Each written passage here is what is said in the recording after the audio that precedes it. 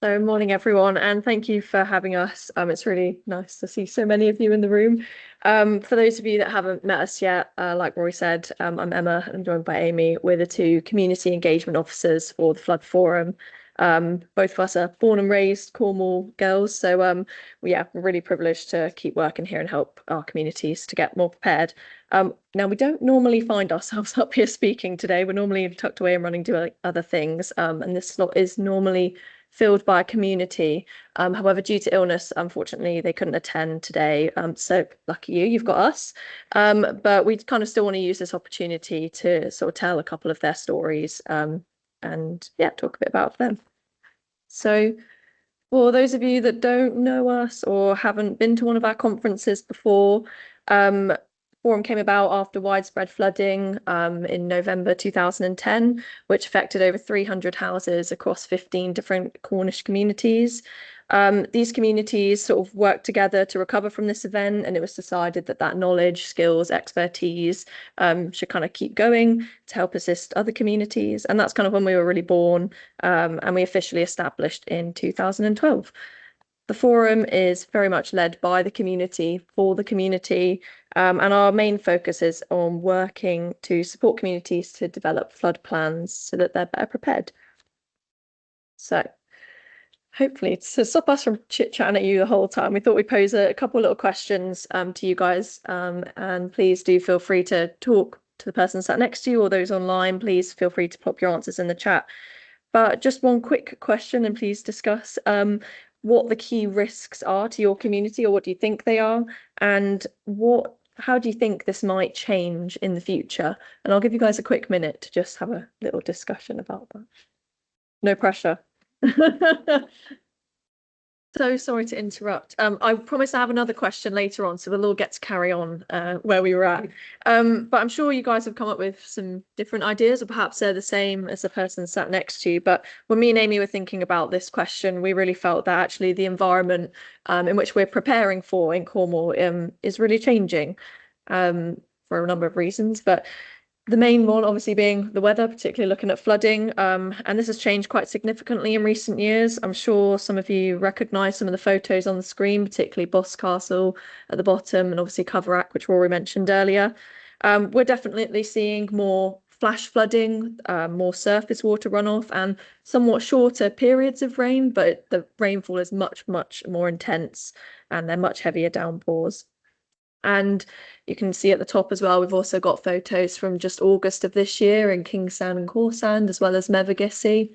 And although I think sometimes we associate with rain with being in the winter, but actually all of these are summer events, and we really don't know what nature is going to throw at us or when.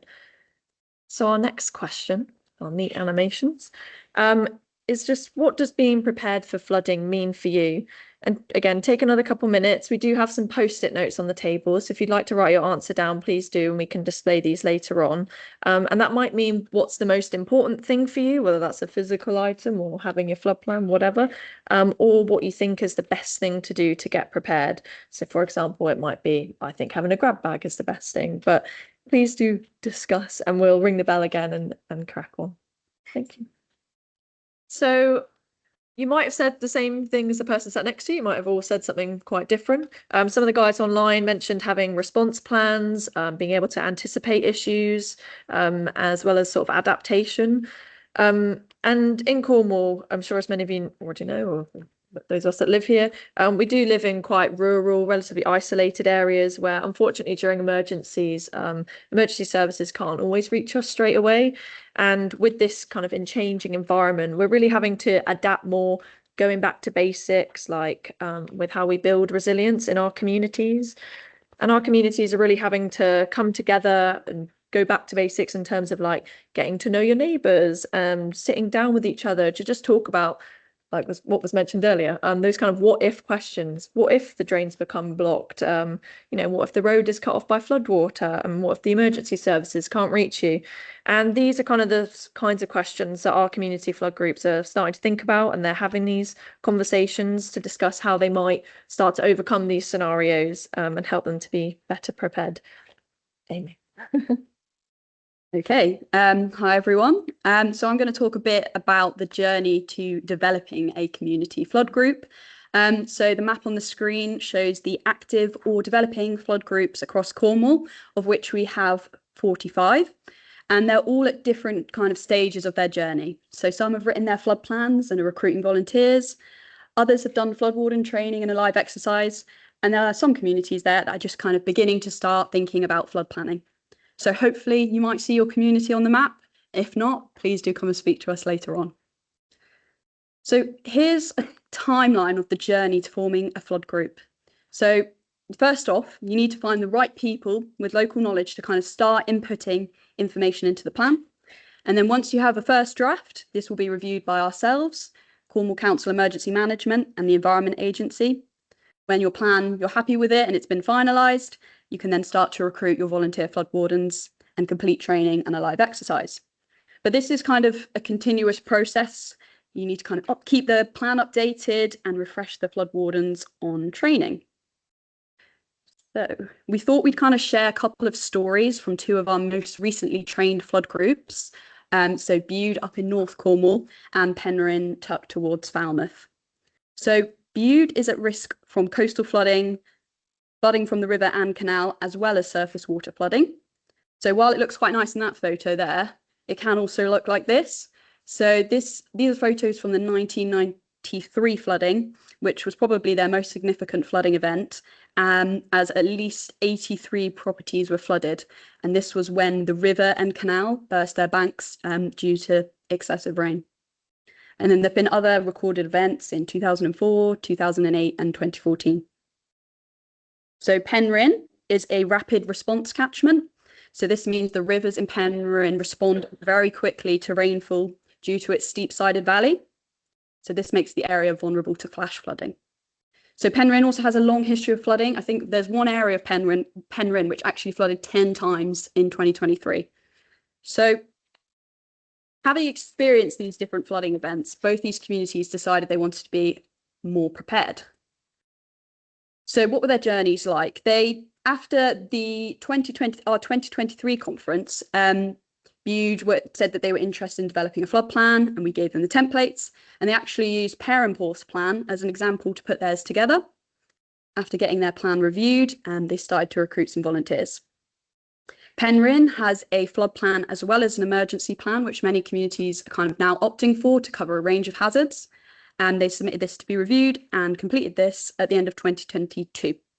So both of these plans look different, and actually all the plans are very different from each other because it needs to be what works for that community. So some are quite long, others are a lot shorter.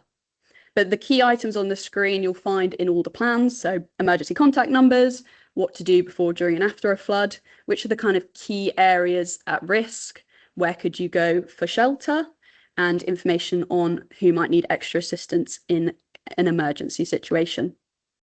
So local knowledge is really key to putting these plans together. As much as we can help, community members are truly the ones that understand their area the best. They'll know where the pinch points for flooding might be in the community, or how best to warn and inform their residents. So it's really important that communities come forward to put the plan into action. So that's where volunteers come in. And having spoken with lots of different communities, we know that it's not always easy to recruit volunteers to be flood wardens, as there can be other pressing concerns occupying people's time. So Penryn did initially struggle to recruit people to volunteer as flood wardens.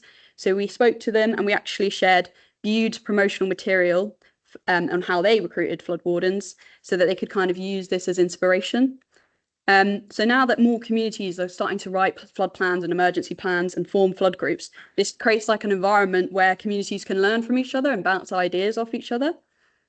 So here's a photo as well. The middle photo is of Penryn volunteers a few months ago completing their flood warden training. So we've trained both Penryn and Bude in collaboration with our partners, and the training kind of helps volunteers understand their role in an emergency, as well as the roles and responsibilities of all the relevant agencies. After the training, the next stage in the journey is to complete a live exercise, which Emma is now going to talk to you about, which is the fun bit, really, isn't it? It's the part we enjoy the most anyway. So like Amy said, after we've done desktop flood warden training, we always like to take our flood groups out and about to test out not just the volunteers, but also the plan itself, identify any gaps. We also try and take them to real life flooded locations. So you can see on the left-hand side, we've got the Bude flood group on a quite nice sunny day, actually, but not so much in the flooding photos on the left. Or sometimes we'll even take them out in the evenings during the winter when it's dark to simulate if actually the flooding happens overnight, which it sometimes does, which you can see where we did it with Truro as well. The Flood Forum, we also help these communities to provide personal protective equipment. So you can see a lot of our volunteers here in their high-vis jackets. So they get a chance to test out this PPE and get out and about to get some good practice in.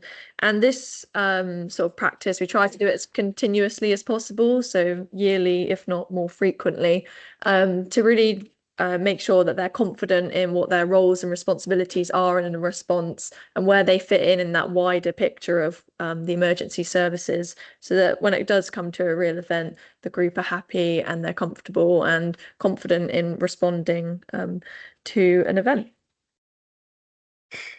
Good timing, last slide.